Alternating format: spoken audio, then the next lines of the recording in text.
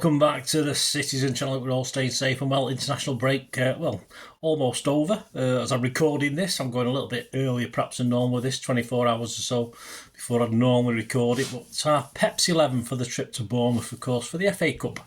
Round 6, 4:30pm kickoff on the 30th of March 2025. So, yes, one big chance of more silverware. Yes, we won the Community Shield, haven't we? I forgot about that. Yes, so it will be more silverware. Perhaps a dodgy treble if we get the Club World Cup, but I'm not getting too hopeful about that one. I'm recording this on the 25th of March, so all stats and facts, injuries, etc. As known at the moment. And of course, a place at Wembley at stake for this one.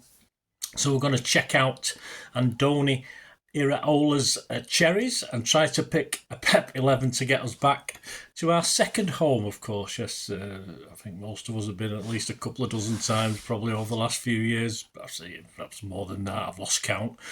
Let me know your thoughts and score predictions, guys, as well. Before we look back, just a quick word for a podcast I'm involved in as well with Mike Long, Bolt from the Blue. Yes, he's based in South Korea now. He will be coming back, I think, to Northern Ireland at some stage in the future.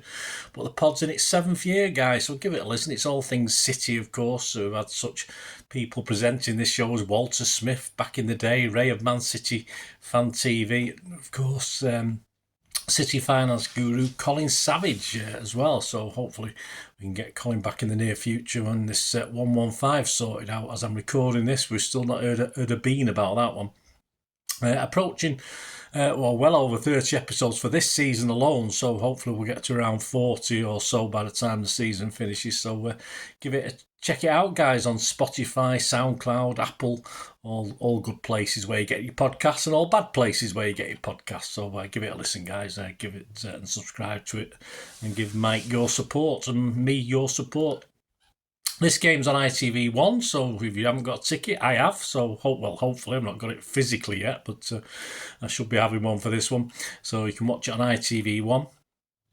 Of course, looking at their manager, Areola, he won the January Manager of the Month award, so he did okay. He did 4 wins and a draw during January, including an impressive 4-1 win at St James's Park, of course. To get here in the FA Cup, they beat West Brom 5-1. They beat Everton away 2-0. And yes, they went through last time on penalties after a 1-1 draw at home with Wolverhampton Wanderers. So slightly fortunate to get past Wolves last time out. And a reverse last time in the league to Brentford, leaving them 10th in the Premier League as well. So, they are struggling just a little bit from recent good form. They did dominate this Brentford game, but missed chances and were punished accordingly. This was Bournemouth's 3rd home loss in the Premier League on the trot. Okay, so we'll see how that goes. History-wise, City's loss this season 2-1 back in November, of course, to Bournemouth was our first ever at theirs. It never happened before. Our record now stands at the current Vitality Stadium. Once, of course, Dean Court. We played 11, won 9, drawn 1, and now we've lost 1, scoring 21 goals and 5 against. Our biggest win there was back in 2016, the 2nd of April, a 4-0 victory with Pellers in charge, of course, at the time. And their current manager, Iraola, has been at the helm since the 19th of June 2023. He's a Spaniard. He wore the sky blue and Etihad logo in one season with New York City back in 2015-16. As a manager, he joined Bournemouth from Spanish club Rayo Vallecano. Leeds had made an approach some months earlier, but were not back at the time. On the 13th of May 2024, he extended his 2-year Cherry contract until 2026. So they're quite happy with what he's doing. A reward for the Cherries' best ever top division finish of 12th with 48 points, of course, last season. Celebrity Bournemouth fans supposedly include Seth Rogen, although he pulled him out of a hat apparently a few years ago. Television radio presenter Jane Middlemas and Alex James, bassist of Blur. Yes, I probably know Jane a little bit more than I know Alex, but there you go. So Areola will be hoping to end their losing home run, and he knows that he can beat Pets Blues because he's done it before, and I expect him to go fairly strong for this one, with, of course, that Wembley trip and a reward that I'm sure the Cherries will be after. So that brings us on to Pep, really. The team squad against Brighton: Ortega, Lewis, Kusanov, Diaz, Gvardiol, Nico, Gundo, Savic, Marmoush, Doku and Haaland. On the bench for that game, Carson, Kovacic, Grealish, De Bruyne, Bernardo, Rice, Nunes, Foden and McAtee. Anyone expected back who was injured for Brighton? Well, Oscar Bob's still an unknown. He's played a few minutes for the EDS, hasn't he? So hopefully he'll get on the bench, but we'll see. Edison hopefully will be just about recovering, but may not be risked despite needing the minutes, of course, before the league programme restarts. Rumours that Gvardiol may have done a hammy on international duty as I'm recording this, which is another blow if that's true.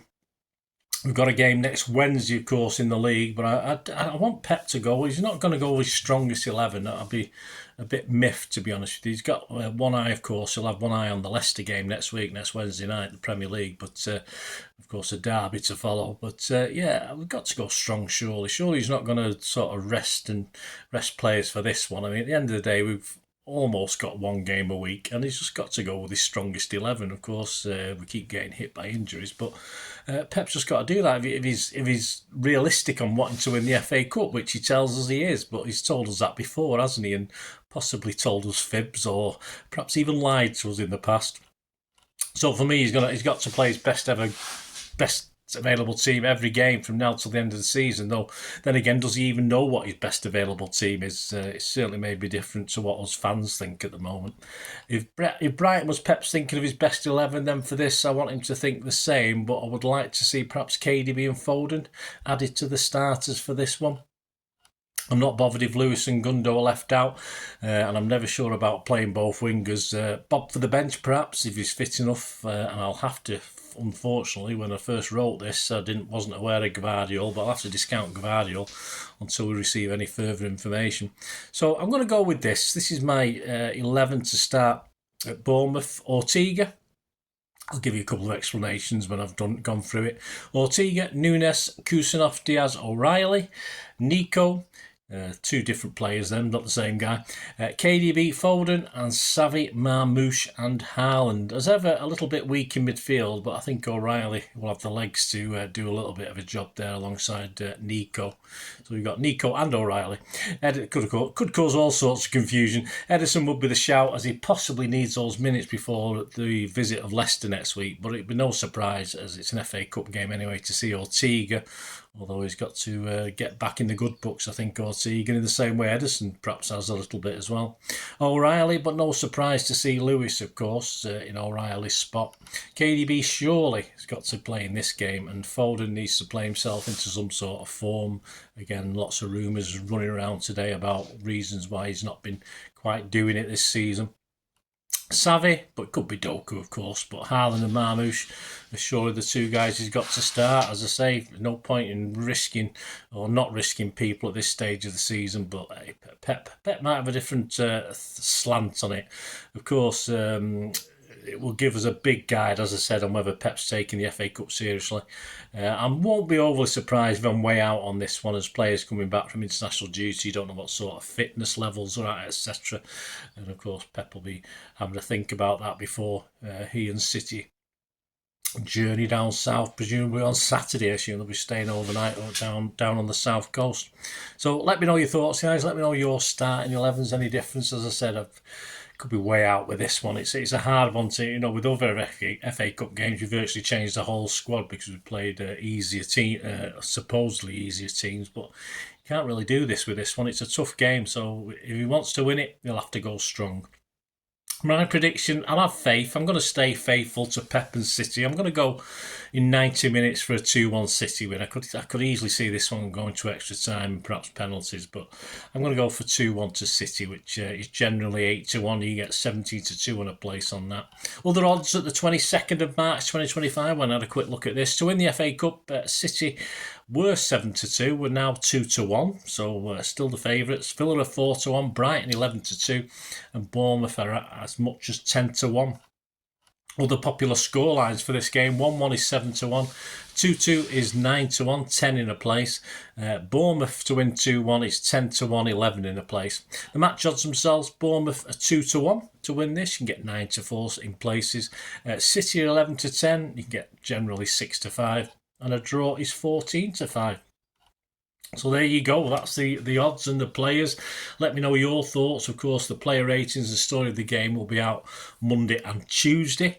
And of course, very quickly, we've got the visit of Leicester. So I'll have a Pepsi 11 out for the visit of Leicester, hopefully Monday afternoon as well. So I can do that. So let me know your thoughts, guys. Let me know your predictions and your 11s and how you think it's going to pan out. Do you think Pep's going to realistically go for this, or is he just pretending that he is and he'll play a slightly weaker team and he won't play his strongest team? Let me know your thoughts and comments. It'd be great to have them in the comment section below, or contact me through my socials. Of course, if you like what I try and do on the channel, guys, I'm not too shy to ask if you can help support the channel. I don't do live shows as such or anything like that at the moment. So if you want to help me just by watching an ad or doing other things, all I ever ask is you keep watching and listening.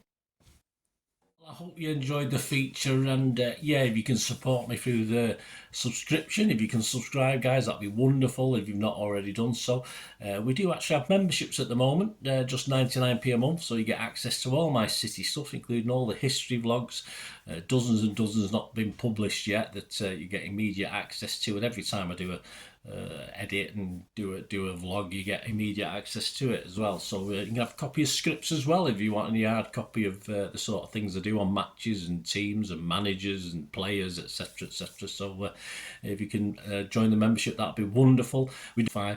And yeah, if you want to support the channel just by watching the ads, that helps. Watch the ads, let them play through while you just have to check your phone or something, let it play out.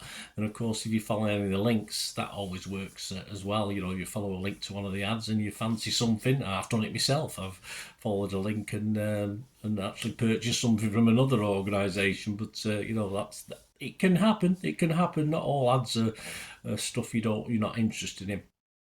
And of course, if you can give us a like, guys, that would be absolutely fantastic. All likes are much appreciated. Anyway, thanks for watching. Until the next time, of course, I only ever ask one thing, don't I? Please, I ask you all to stay safe, especially you Blues. Until the next time, come on, City. Bye for now.